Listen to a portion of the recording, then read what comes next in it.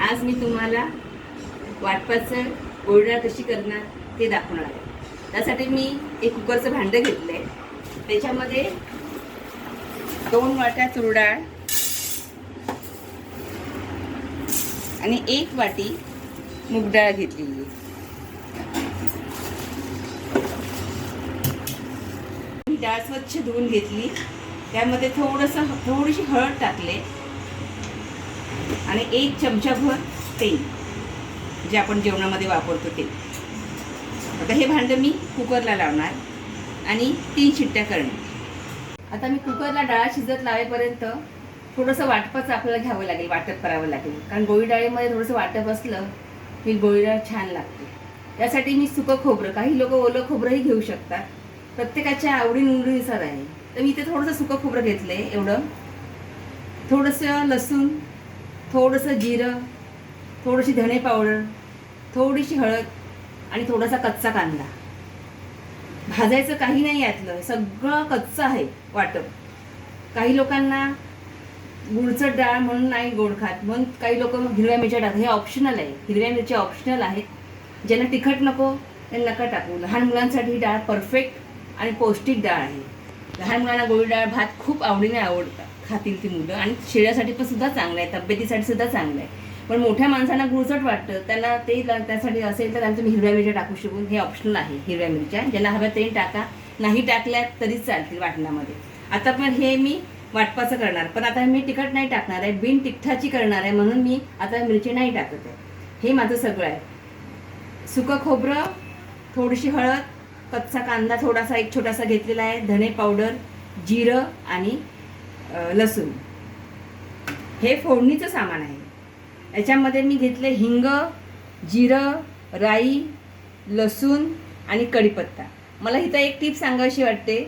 काही लोक डाळीमध्ये कढीपत्ता आला की टाकून देतात. बहुतेक लहान मुलं कढीपत्ता आला तर खात नाहीत. अशावेळी मी एक सांगू इच्छिते की कढीपत्ता हा तब्येतीसाठी खूप चांगला असतो. याच्यामुळे केस गळती थांबते, केसाची वाढ होते. जर मुलं कढीपत्ता टाकत असतील तर आपण कढीपत्ता वाटण्यात पण घेऊ शकता, किंवा आपण डाळ शिजवतो जेव्हा शिजायला ठेवतो तर डाळीमध्ये पण तोच कढीपत्ता पण टाकू शकतो. म्हणजे संपूर्ण कढीपत्ता आपल्या खाण्यामधून जातो, ते चांगलं असतं. पण हे मी सध्या फोडणीचं सामान साईडला ठेवते. आता मला हे वाटप करून घ्यायचं आहे. आता माझा कुकर झाला लावून, कुकर थंड होईपर्यंत मी वाटप करून घेणार आहे. आता जे मी वाटप काढलं आहे ते मी मिक्सरमध्ये वाटून घेते.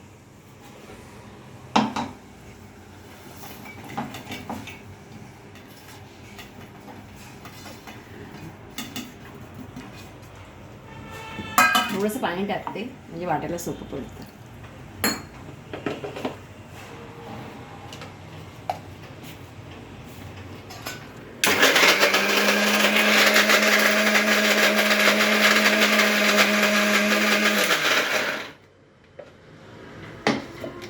चांगलं बारीक वाटून घ्यायचं. मसाला इतकं बारीक वाटून घ्याल तर त्याचं सगळं अर्क डाळीमध्ये उतरतं.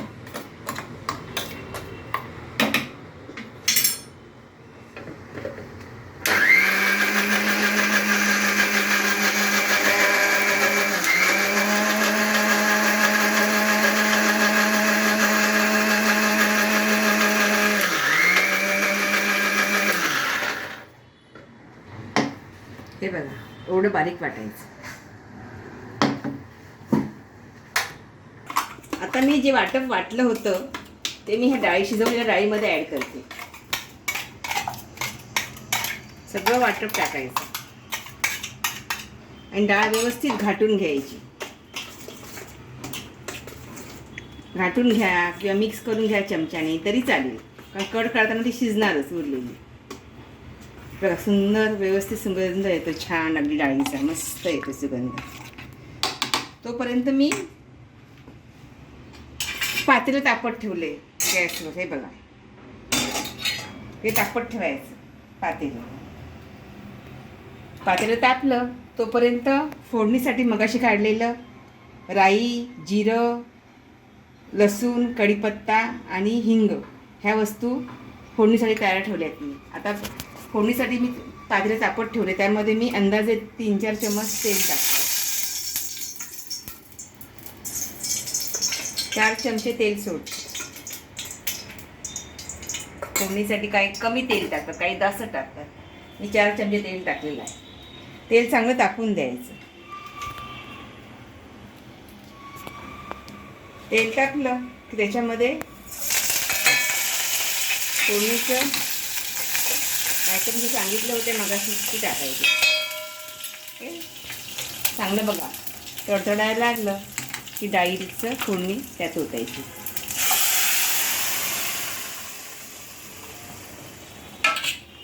डाळ व्यवस्थित गॅस चढून घ्यायचा आणि व्यवस्थित डाळ हलवायची. तिला तो चांगला कड घेऊन घ्या. कुणाला घट्ट डाळ लागते, कुणाला पातळ डाळ लागते, कुणाला मध्यम डाळ लागते. त्यामुळे ह्याच्यामध्ये थोडंसं गरम पाणी करायचं आणि ह्याच्यामध्ये सर्व टाकून मग ओतायचं. आता डाळीला छान सुंदरसा कड आला आहे, वास पण छान घमघमाट सुटला आहे. मस्त वरण झालेलं आहे. वाटणाचा वास मस्त सुंदर सुगंध सुटलेला आहे. हे वरण माझं तयार आहे.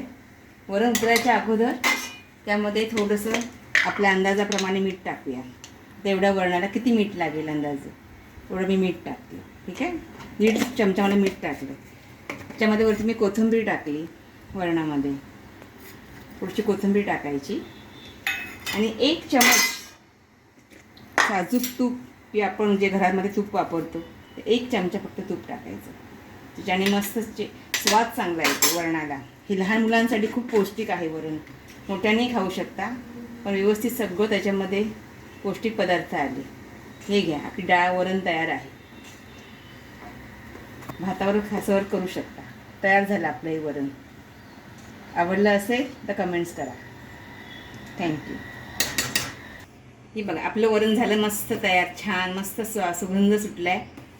तुम्हाला माझी रेसिपी कशी आवडली नक्की सांगा आणि सबस्क्राईब करा.